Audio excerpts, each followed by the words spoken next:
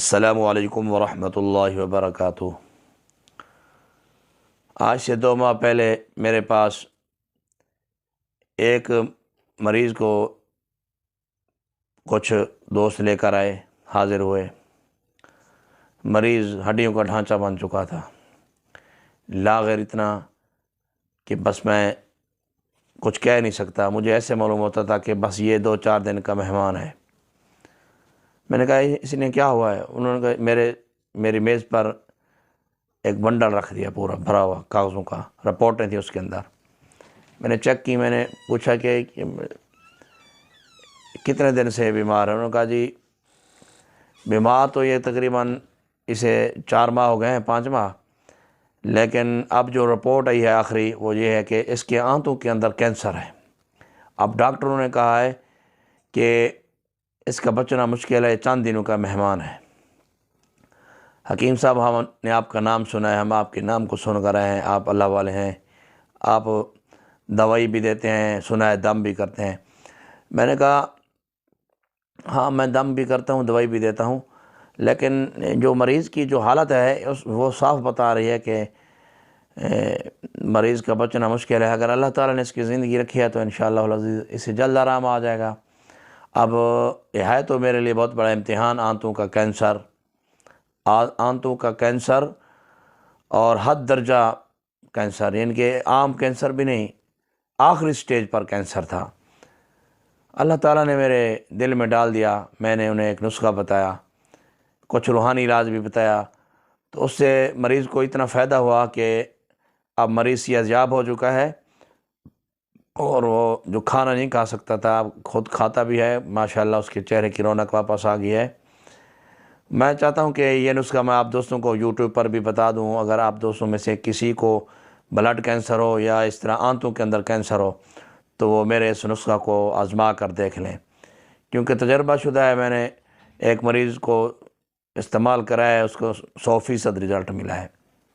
سب سے پہلے میں نے انہیں روحانی علاج بتایا، وہ یہ بتایا کہ آپ جو مریض کے ورثات ہیں انہیں کہا کہ آپ حامیم لا ینصرون کثرت سے پڑھیں، اور اس مریض کو سے بھی میں نے گزارش کی کہ آپ سے جتنا ہو سکے، کیونکہ آپ کو نکاہت بہت زیادہ ہوگی، آپ بولتے کم ہیں، تو جتنا ہو سکے آپ بھی دل ہی دل میں آپ حامیم لا ینصرون پڑھتے رہیں۔ نیت یہ کریں کہ یہ جو میرے مرض ہے اس کا خاتمہ ہو جائے۔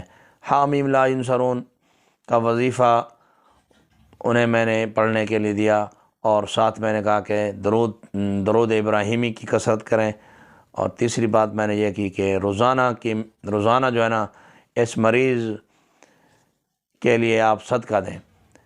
جی مریض کو اس نیت سے صدقہ دیں کہ اللہ پاک اس کو شفا عطا فرمائے۔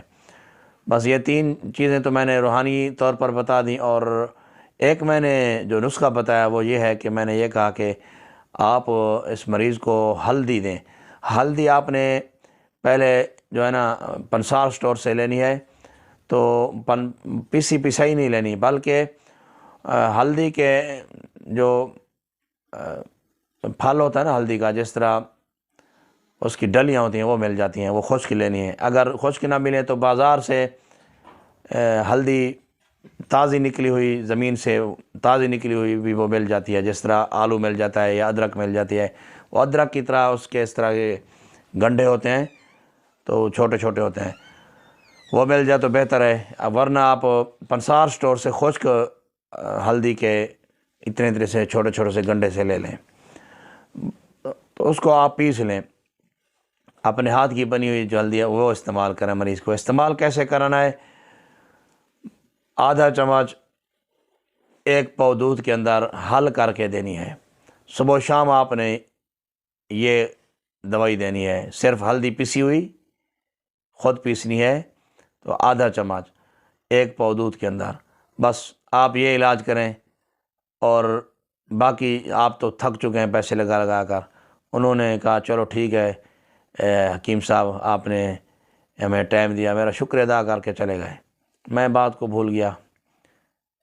ٹھیک 2 ماہ بعد وہ مریض جسے وہ گاڑی پر لے آئے تھے، وہ چل نہیں سکتا تھا، وہ چل کر میرے پاس آیا، بڑا خوش تھا، مٹھائی کا ڈبہ لایا ساتھ، مجھے مبارکباد دی اور کہا کہ قاری صاحب آپ کے بتائے ہوئے طریقے پر ہم نے عمل کیا۔ ہم نے حامیم لا ینصرون کو کثرت سے پڑھا، حامیم لا ینصرون کو کثرت سے پڑھا تمام گھر کے افراد نے۔ اسی طرح درود ابراہیمی بھی ہم پڑھتے رہے، نماز کی پابندی کی، اور ساتھ ہم نے روزانہ صدقہ کیا۔ تو اور اس طرح ہم نے آپ کے بتائے ہوئے طریقے کے مطابق ہم نے ہلدی دودھ میں ملا کر استعمال کی۔ اچھا، اس کے بعد جی وہ 2 ماہ کے بعد میرے پاس آئے تو چہرے کی رونق بھی بحال تھی، ماشاءاللہ صحت یاب ہو چکے تھے۔ میں نے پھر کہا کہ اس کو مزید آپ استعمال کرتے رہیں ہلدی کو۔